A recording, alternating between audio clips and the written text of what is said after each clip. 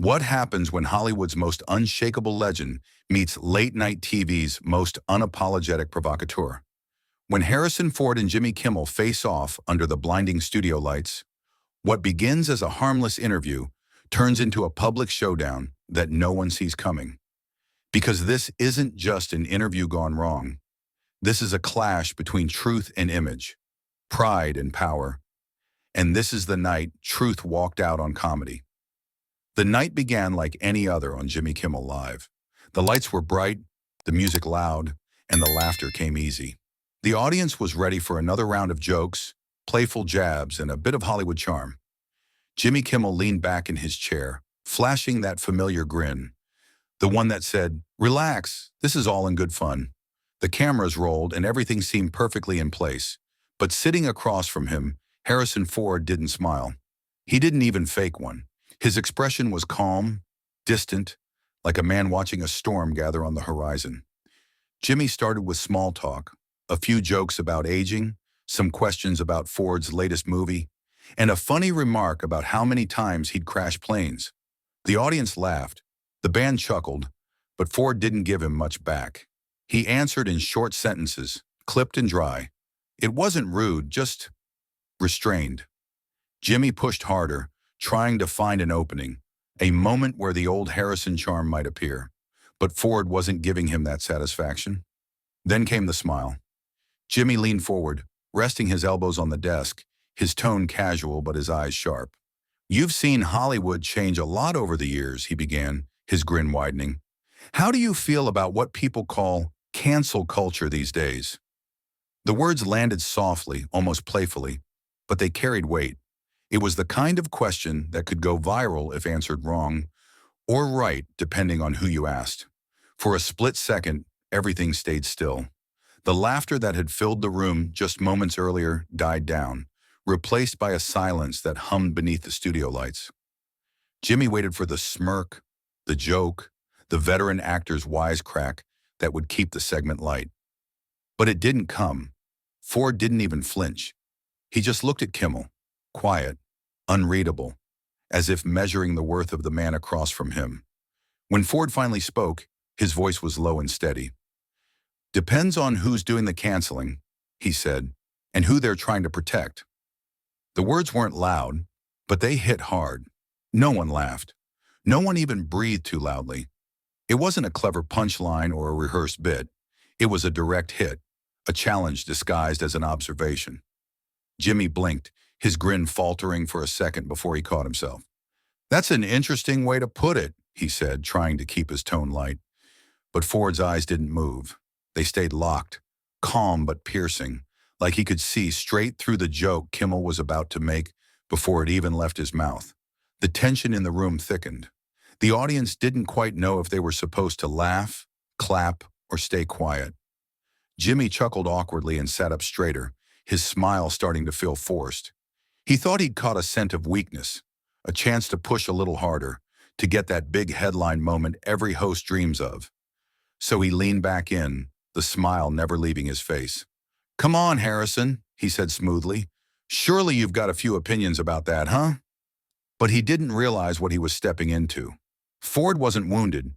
He wasn't offended. He was focused.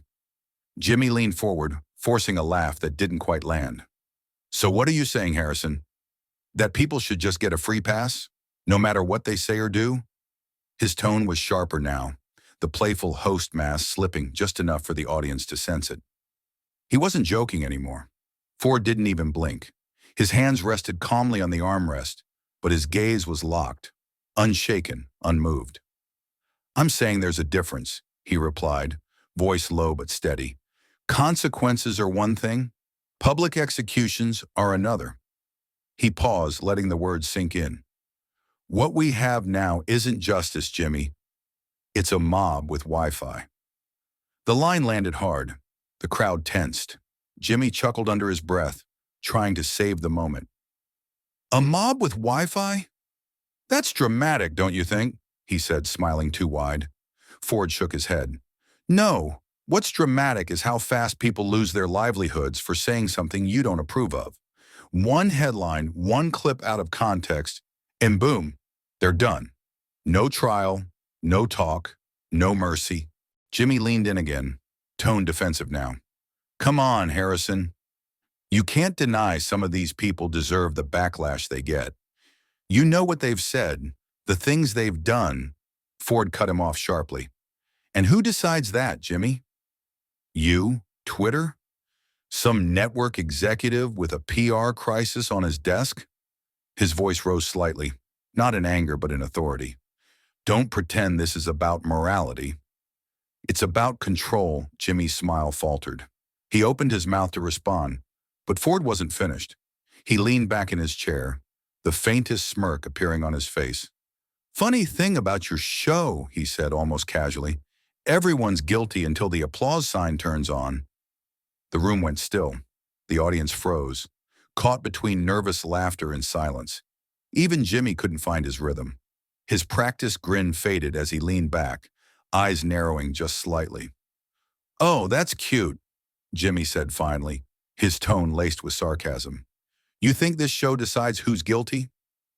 I ask questions, Harrison. That's my job. Ford tilted his head. No, you frame questions. That's your job. You don't ask to understand, you ask to corner. Jimmy's eyebrows lifted. Corner? That's a little paranoid, don't you think? Ford's reply was cold and direct. Not paranoid, just experienced. I've been doing this long enough to recognize when someone's not looking for truth, just a headline. The audience murmured softly, the tension thick enough to cut. Jimmy tried to regain ground. Look, man, I'm not trying to make you the bad guy here. But you've got to admit, people in power have to be held accountable. Ford's voice dropped lower, but every word hit like a hammer. Accountable to whom? The loudest voice? The angriest mob? Accountability without fairness is just revenge with better PR. Jimmy's jaw tightened. So you think the system's broken? Ford gave a quiet, humorless laugh. No, Jimmy. I think you broke it. Every night you turn someone's mistake into a monologue. Every joke, every smirk, every applause line turns pain into entertainment. And you call that justice? Kimmel leaned forward, the light in his eyes now half pride, half challenge. And what would you call it, Harrison? Hypocrisy? Or maybe you just don't like it when the spotlight isn't flattering. Ford didn't even blink. I'd call it cowardice, hiding behind jokes because you're too afraid to say what you really think. The silence that followed was heavy. Ford's words didn't just hang in the air, they cut through it. Jimmy's grin vanished completely, his hand gripping the edge of his desk. For once, the host of Jimmy Kimmel Live wasn't the one in control.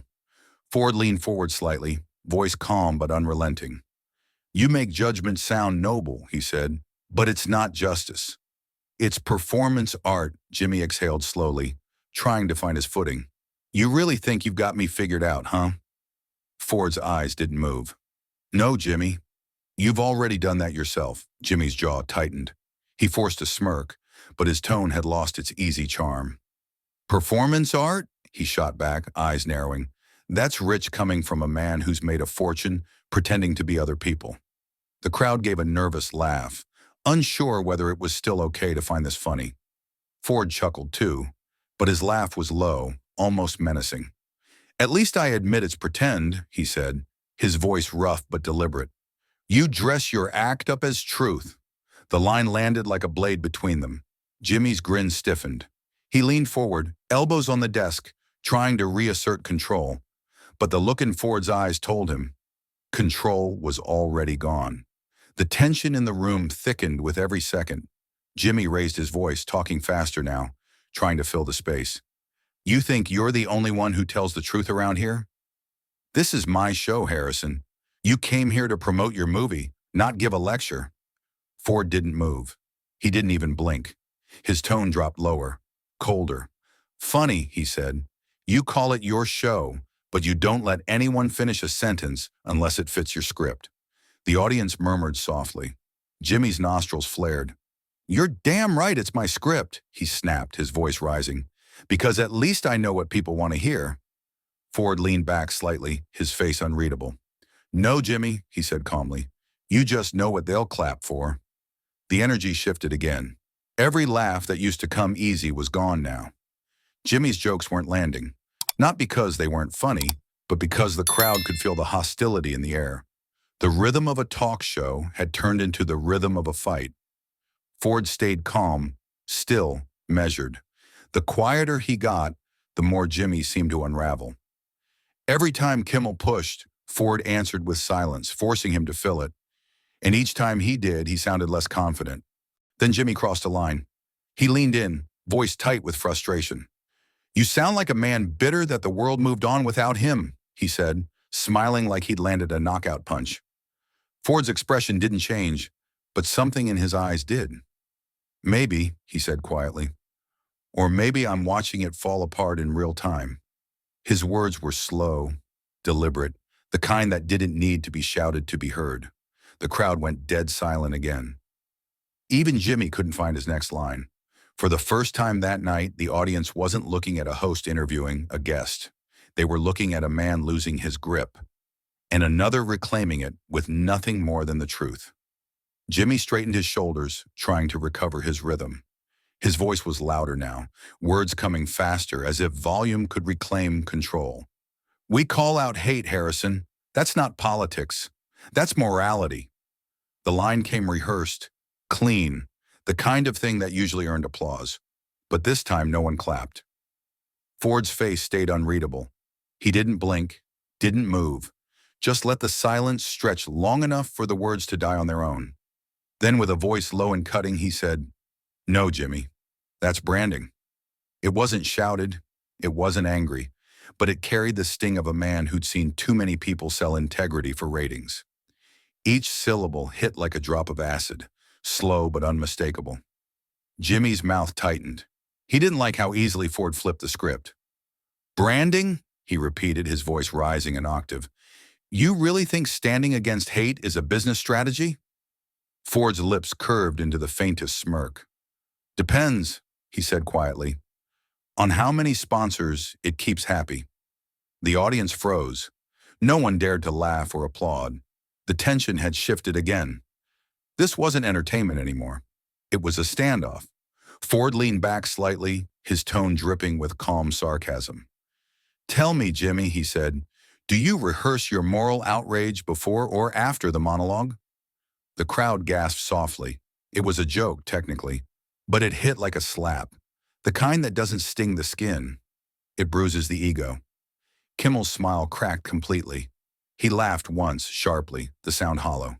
"Cute," he said, "coming from a guy who's been paid millions to pretend." "You should know all about rehearsing." Ford didn't respond immediately. He let the silence stretch again, staring at Kimmel with that cold steadiness that made every second heavier. When he finally spoke, his voice dropped to a near growl. "Yeah," he said, "but at least when I act, people know it's fiction." Jimmy's face flushed red. He snapped back, his patience gone. "At least I stand for something," he shouted, the words cracking slightly under the pressure. Ford didn't raise his voice. He didn't need to. He leaned forward, his elbows on his knees, his eyes locked on Kimmel's like a man delivering a verdict. "You stand on others to do it," he said. The line sliced straight through the room. No pause, no punchline. Jimmy's mouth opened, but nothing came out. The audience sat in stunned silence, the air thick with discomfort. No laughter, no clapping, just two men, one running out of words, the other using them like weapons. Ford didn't gloat, didn't smile. He just sat back, calm again, while Kimmel stared down at his notes, searching for something, anything much to say next. But it didn't matter what he found. The power in that studio had already shifted. For the first time, Jimmy Kimmel Live wasn't Jimmy's stage anymore. It belonged to the man sitting across from him, and he was dismantling it, one truth at a time. Ford leaned forward, his voice low but sharp enough to cut through the noise. "You talk about accountability, Jimmy," he said, eyes locked onto the host. "But who holds you accountable?" The studio went still. Even the band members in the corner stopped moving. It wasn't a question meant for an answer. It was a blow. Jimmy froze for half a second before forcing a laugh. "Well, I've got a whole network that keeps me in check," he said, trying to sound relaxed. But the laugh died the moment Ford spoke again. "No," he said evenly. You've got a network that protects you. There's a difference. His tone had hardened. Not angry, but commanding, like a man who had finally dropped all restraint. You sit here every night talking about justice, accountability, and doing the right thing. But when it's your turn to look in the mirror, you hide behind jokes and applause signs. Jimmy blinked, his usual rhythm gone. He reached for another line, another punch to diffuse the tension. "Hey, I'm just trying to keep things light," he said, but even he didn't sound convinced. Ford didn't let up. He leaned back slightly, voice steady and unrelenting. "Light," he repeated, his lips curling into a humorless smile. "Every night you mock people who can't answer back. You drag names through the mud for a laugh. That's not courage, that's theater." The crowd was dead silent. No one wanted to move. Jimmy's smirk cracked completely now, his eyes darting toward the cameras as if someone might save him. "You think this is theater?" he asked, defensive, his tone shaking slightly. Ford didn't blink. "You don't fight power, Jimmy," he said. "You perform it." That line landed like thunder. The audience shifted uncomfortably, some looking away.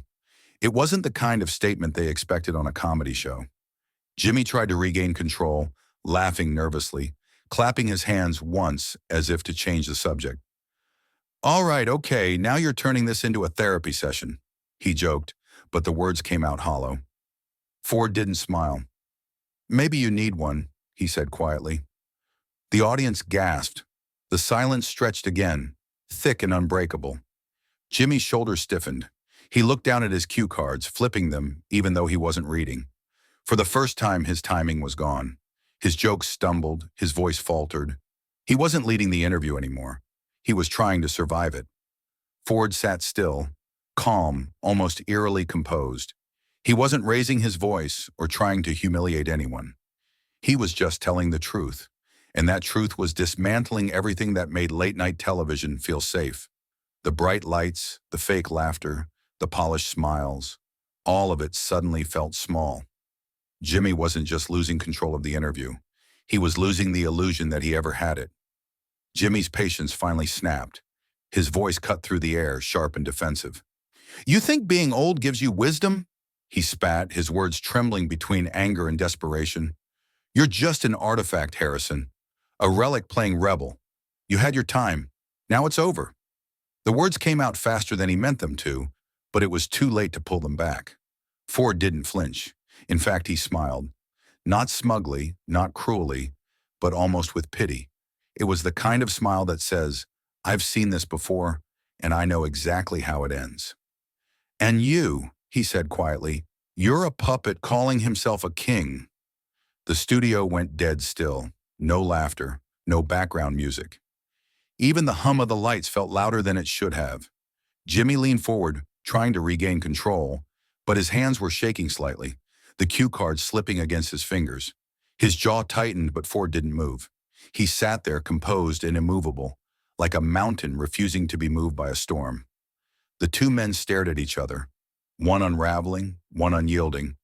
And for the first time in his career, Jimmy Kimmel looked small behind his own desk. The silence that followed wasn't just awkward, it was electric.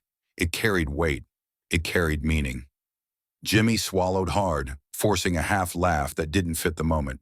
"You know, it's funny," he said, trying to sound composed.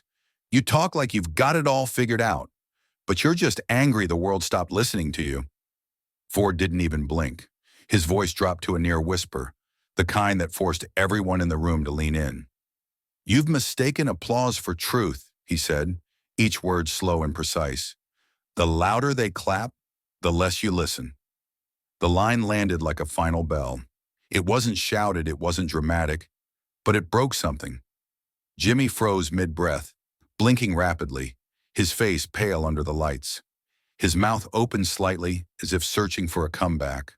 A joke, something. But nothing came. The crowd sat in stunned silence, eyes flicking between them, waiting for a punchline that never arrived. And in that moment, the host who had built his empire on words suddenly had none. The cameras were still rolling, but the show was already over. For a long moment, neither man spoke. The air in the studio was thick enough to choke on.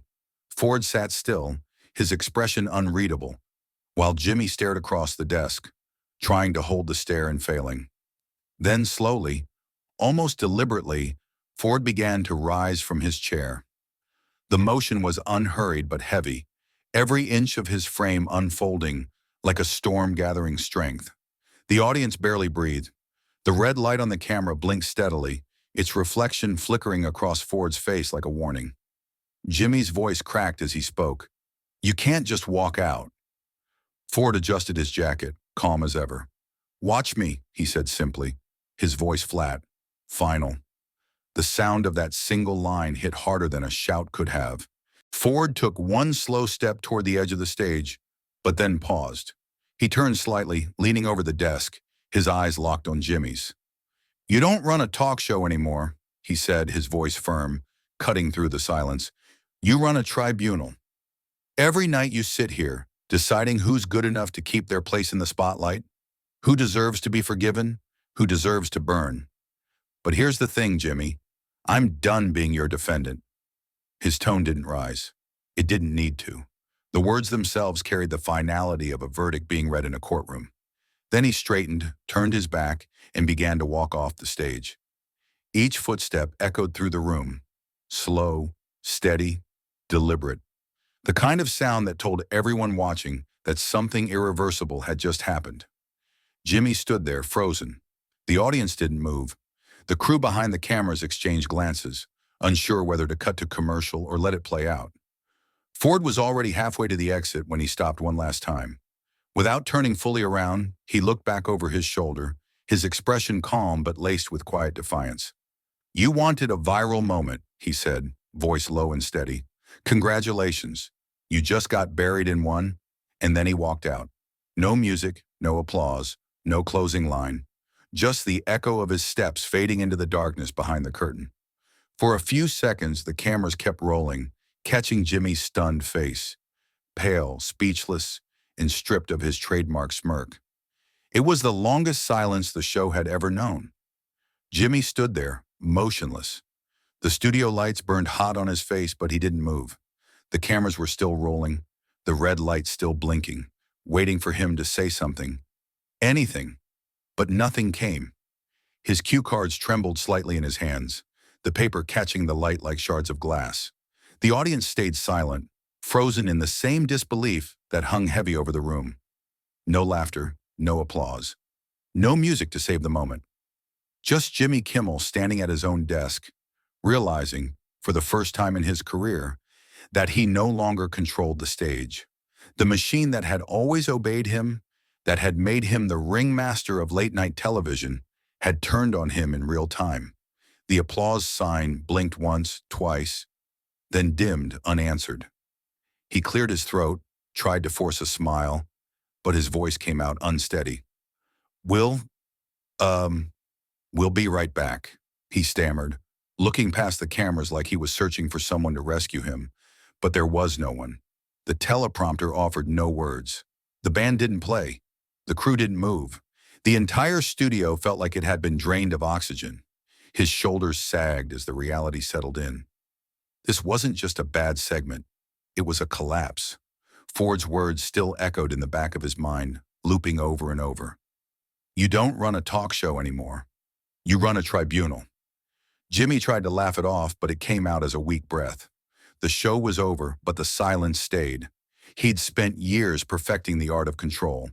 Timing, tone, punchlines that landed exactly when he wanted them to. But nothing he knew could fix this. Not a joke, not an apology, not a commercial break. The image of Ford walking away replayed in his mind like a punishment. Calm, composed, untouchable. And in the quiet that followed, Jimmy understood the truth he'd spent his career avoiding. Sometimes, the only thing louder than laughter is silence. By sunrise, the clip had already gone viral. Every major platform was flooded with headlines. Harrison Ford destroys Kimmel Live. Ford walks out after explosive clash. Jimmy Kimmel silenced on his own show. Within hours, the moment became a digital wildfire.